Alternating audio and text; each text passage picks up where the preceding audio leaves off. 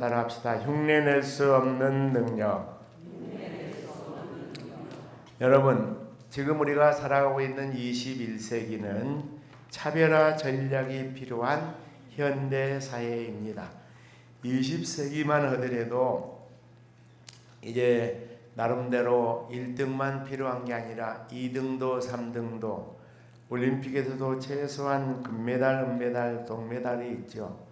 또 어떤 대회에 가면은 격려상도 있고 장려상도 있고, 그러니까 4등도 의미가 있고 5등도 의미가 있습니다. 그런데 무한 경쟁 시대를 살고 있는 이제 오늘 이 시대는 1등만 존재하는 시대입니다.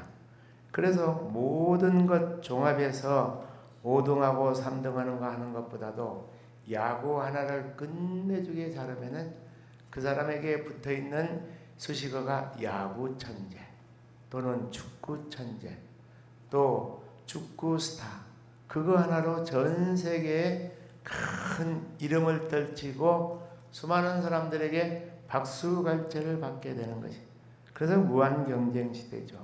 그러니까 뭔가 something special, 뭔가 다른 사람과 특별한 차별화가 필요한 시대입니다. 언젠가 이 아프리카 단기 선교를 마치고 싱가포르를 잠깐 들렸습니다.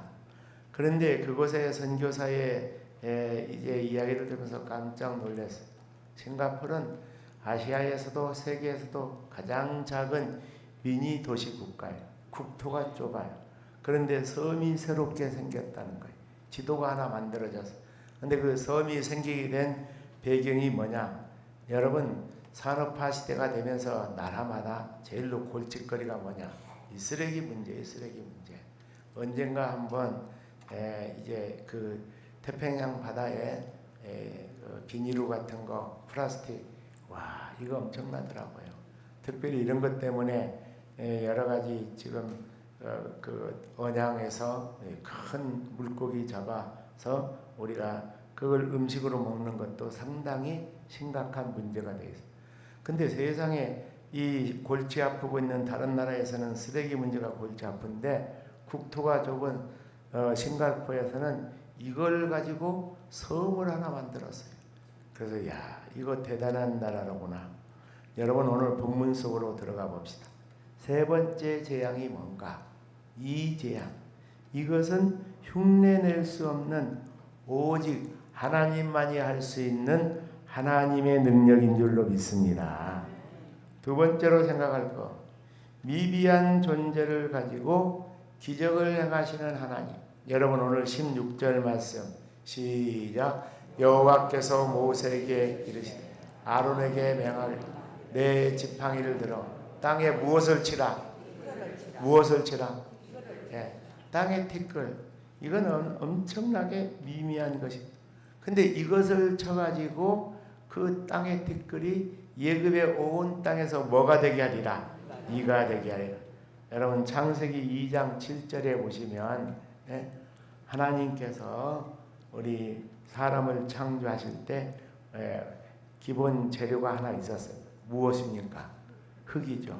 근데 그 흙을 히브리어 원문에서는 티끌이라 그래요. 티끌처럼 미미한, 그냥 막 흙덩어리가 아니고 이렇게 아주 세미한 가루 같은 그런 이 티끌같이 미미한 것 가지고 하나님의 형상대로 지음받은 놀라운 고귀한 만물의 영장인 인간을 창조하신 능력의 하나님이신 줄로 믿습니다.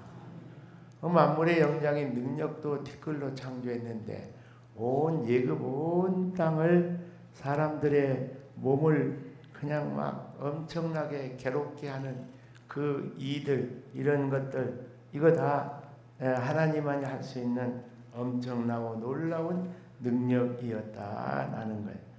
특별히 세 번째로 생각해 볼 것이 있는데, 예굽인들의 자존심을 무너뜨리는 하나님의 독특한 방법이 17절에 있는데 한번 있습니다. 시작. 그들이 그대로 행하사 아론이 지팡이를 잡고 손을 들어 땅에 무엇을 치매? 티끌을 치매. 예굽의 온 땅에 티끌이 다 뭐가 돼요? 이가 돼요.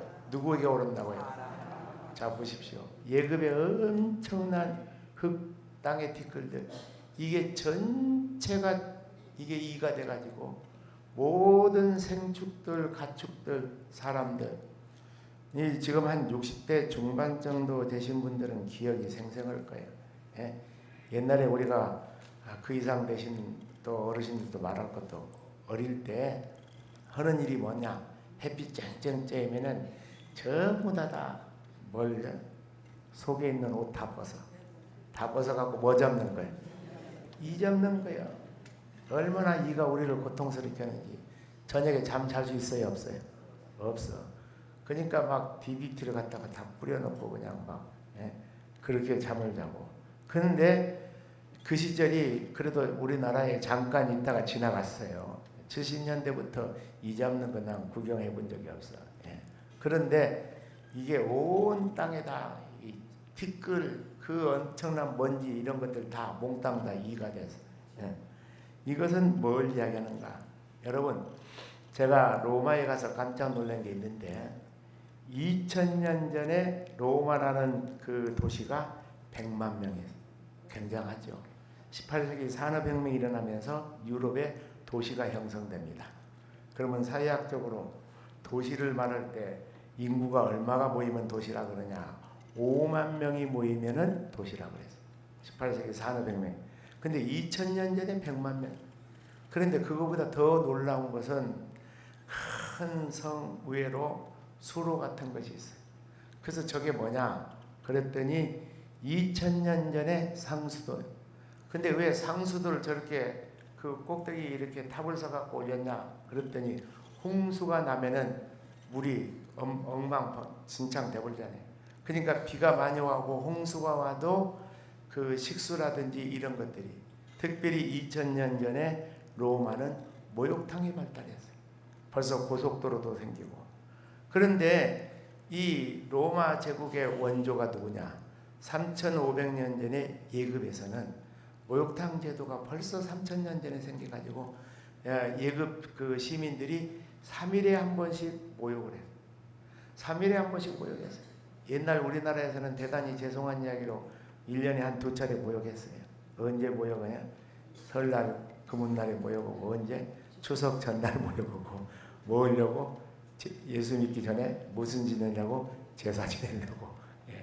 그때 목욕탕 가고 나머지는 집에서 그냥 적당히 씻는 거예요. 물론 그것도 간단한 목욕이긴 하지만. 근데 예급 사람들이 3500년 전에 목욕탕 만들어 놓고 3일에 한 번 가서 목욕을. 그런 정도로 예급인들은 청결했어요. 이것이 굉장히 민족적인 자부심이에요. 자부심.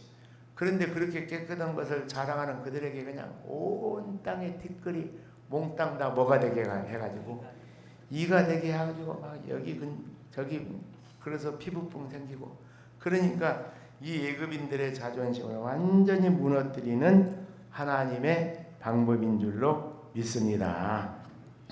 그 다음에 네 번째는 영적 대결의 승리를 주신 하나님이십니다. 자, 여러분 18절과 19절 말씀 시작. 요술사들 자기의 요술로 그같이 하게 이를 생기게 하려 했으나 뭐하였고 못하였고 이가 사람과 가축에게 생기니라. 19절 요술사가 바로에게 말하되 이는 누구의 권능이니? 하나님의 권능이다 하였으나 바로의 마음이 완악하게 되어서 그들의 말을 듣지 아니하시니 누구의 말씀과 같더라? 여호와의 말씀과 같더라. 자, 여러분 예급의 술객들도 한번 흉내를 내보려고 그랬어요. 흉내를 내보려고 그랬는데 일을 생기게 했어요? 못했어요? 못했어요. 그러면서 그들이 이제 무엇을 말하게 되었는가? 19절 말씀 보니까 이것은 누구의 권능이니라? 하나님의 권능이니라. 할렐루야. 이방 우상을 섬기는 제사장들, 술객들까지도 이 일은 누구만 할 수 있는 일입니다. 하나님의 권능, 하나님만이 할 수 있는 능력인 줄로 믿으시기를 바랍니다. 여러분, 미국이라는 나라는 정말 믿음의 나라예요. 청교도 국가예요.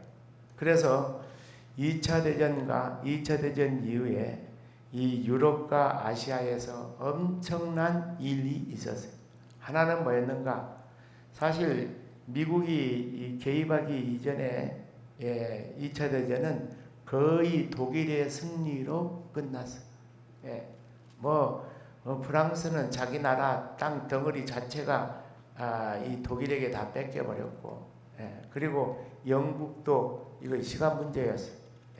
왜냐하면 가공할 만한 폭격기가 뜨면은 이 영국의 온 시민들이 벌벌벌 떨고 그 독일의 폭격기를 막아낼 그 영국의 힘이 없었어요.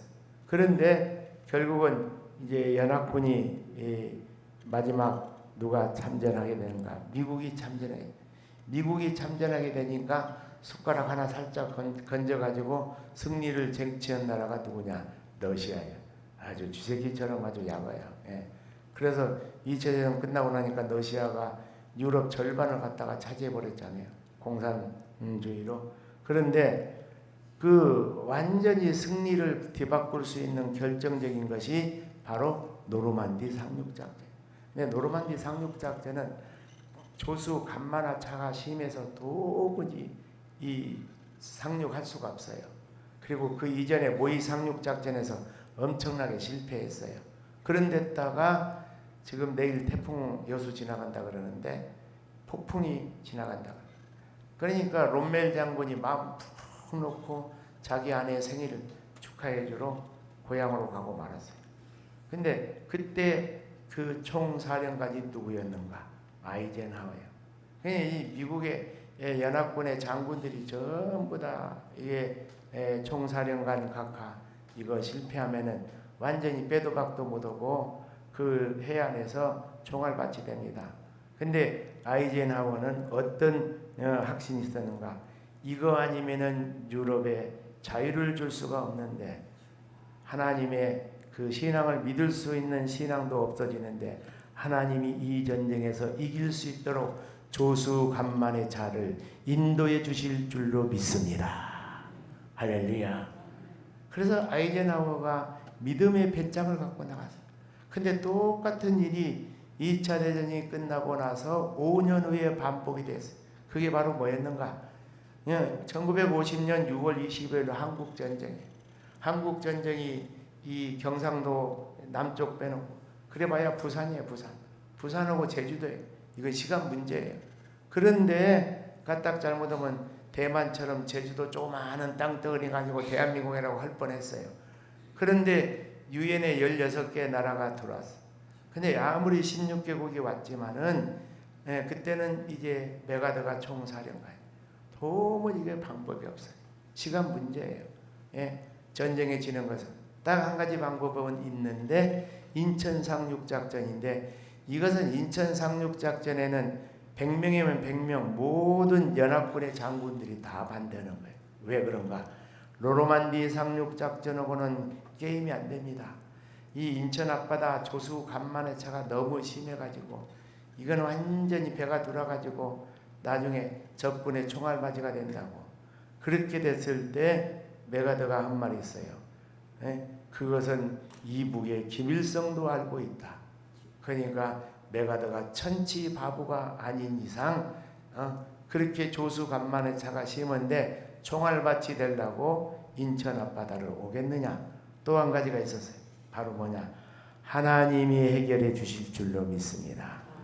하나님이 조수 간만의 차를 그래서 대한민국에 자유를 주시고 특별히 하나님을 믿는 신앙을 자유를 허락해 주실 줄로 믿습니다.